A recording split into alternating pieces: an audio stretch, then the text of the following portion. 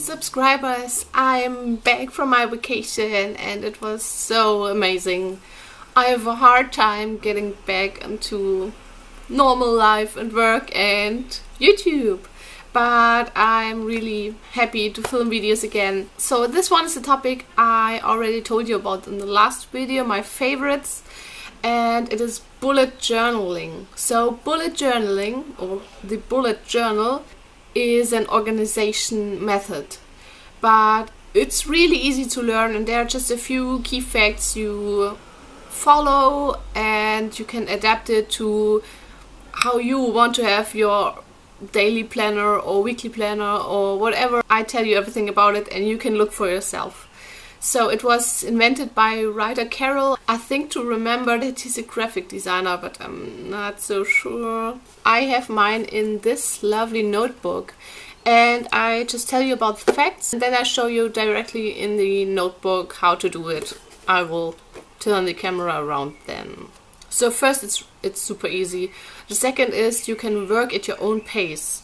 For me, it's always really hard to have a weekly planner or something, because there are weeks when I have so much to write in it, and then there are several weeks where I nearly have nothing on those pages, and I think it's just such a waste. Usually I use a weekly planner by Moleskine, and as I said, so first few pages are really full and then I forget it for a few weeks and it's just empty, and then I pick it up again and I think, oh god, I paid so much money for this and I didn't use it.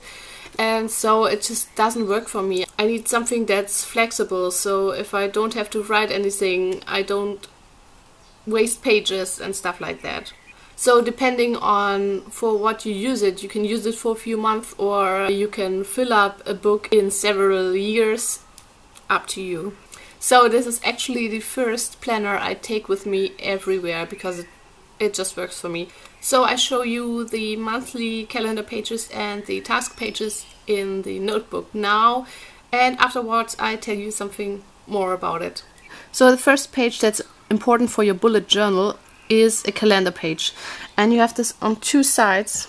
I think the camera will get blurry. So on the left side you just have your monthly date, and then you write down all the numbers of the month, and next to it the weekdays. On this page you have, for example, birthdays, or if you have a meeting that will really take place on that day. It's more for more important events or looking back what you did on that day. So all the dates on this page should really have happened or happen. So that when you look back, you know that this really was your month. I, for example, like I said, I write down birthdays, or if I'm on vacation, and just important meetups. And on the right side of this page you will write down all the tasks you have to do that month. So this is August, I don't have so many on here. For me it is always paying taxes, paying rent, and in August we want to do a short trip to Hamburg. So you can cross them out if you did it. And every task you have to do that don't really has a deadline but has to be done in this month goes in here. So the bullet journal inventor suggests always doing a calendar page and then starting with the daily tasks on the next page. But like you see, I did the whole year up front because it's easier for me to have the whole year at a time. And yeah, whenever you start a new month, you just see what tasks haven't been crossed out and you transfer them to the next page. So it's really easy. And then you have the daily tasks. You just start with everything you want to do at the next blank page you have. So today is July the 3rd.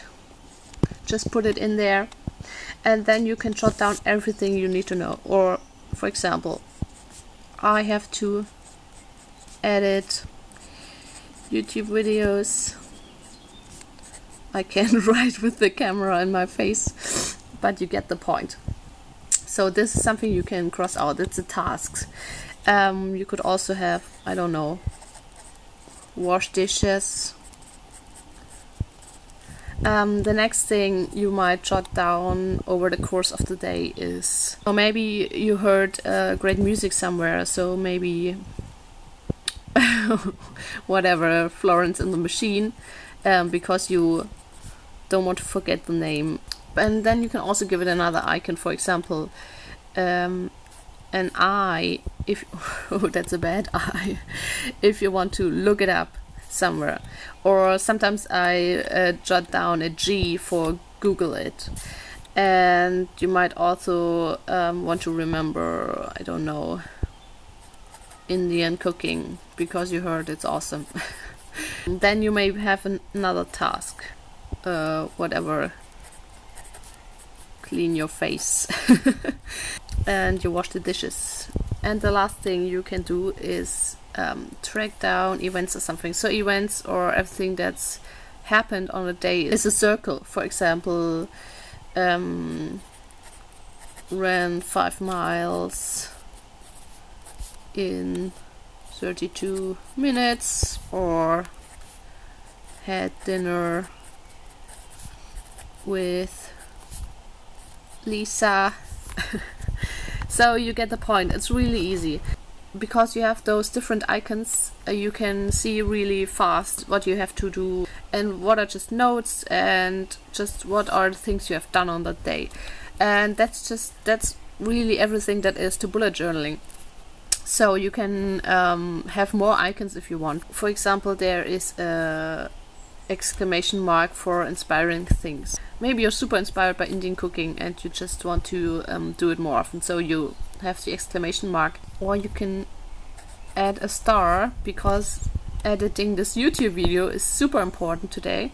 I have another one, for example, I don't know, bought face lotion for 10 euros, so I put a euro sign or a dollar or whatever you want in front of everything I paid money for, so that I can see, you know, what I gave up my money for. Yeah, so that's super easy. And then on the next day you just have July 4th and you see you haven't done 2 tasks, so you can just, or maybe cleaning your face is not important anymore, but you want to do this again, you can write it down here. I usually only transfer them if I open a new page, because there's no space left. Because on here I see clearly that I have a task left from yesterday and I don't need to transfer it. So the point there is by accident. Yeah, that's it. So that would be your page. And it goes on and on and on. So there are also collection pages. For example, if you have things on your task pages you use a lot.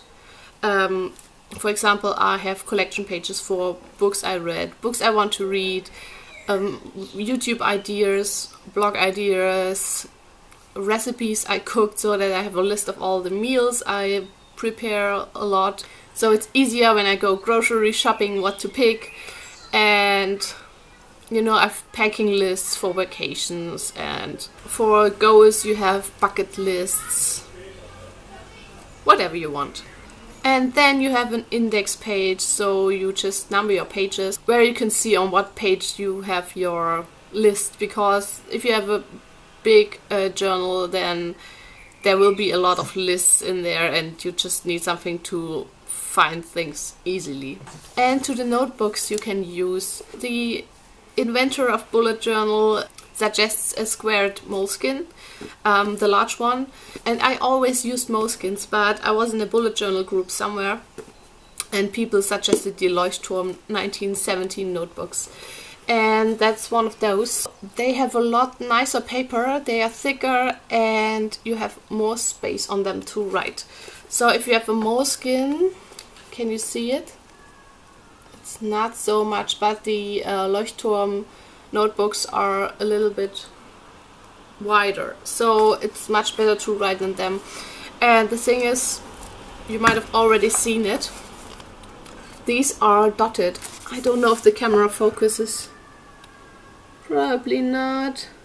They are kind of square, but you only have dots instead of lines, and it's just a lot less annoying in my opinion. So I definitely recommend those books for bullet journaling.